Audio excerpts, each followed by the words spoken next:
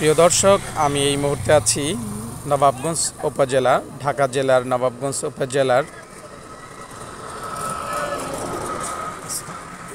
নয়নশ্রী ইউনিয়নের ইসামতি নদীর পাড়ে, যেটা সংযোগ ব্রিজ থেকে আপনাদেরকে দেখাচ্ছি ইসামতি নদী ও তার সংলগ্ন দুই পাড়ের দৃশ্য।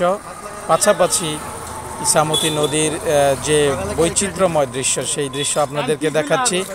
যে মাছ মারার যে দৃশ্য আপনারা দেখতে পাচ্ছেন, জেলেরা মাছ ধরছে ভেসাল জাল, যেটা অনেক পুরানো পদ্ধতি জেলেদের মাছ ধরার। সেই মাছ ধরার গ্রামীণ ঐতিহ্য অনেক দিন পর আপনাদেরকে আমি, প্রিয় দর্শক, দেখানোর চেষ্টা করছি।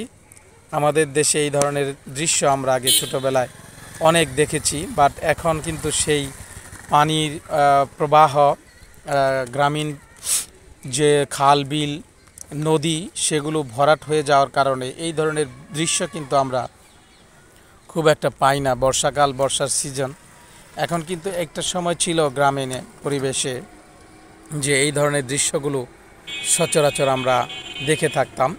সো আজকে আপনাদেরকে দেখাচ্ছি আমাদের ইসামতি নদী, ঢাকা জেলার নবাবগঞ্জ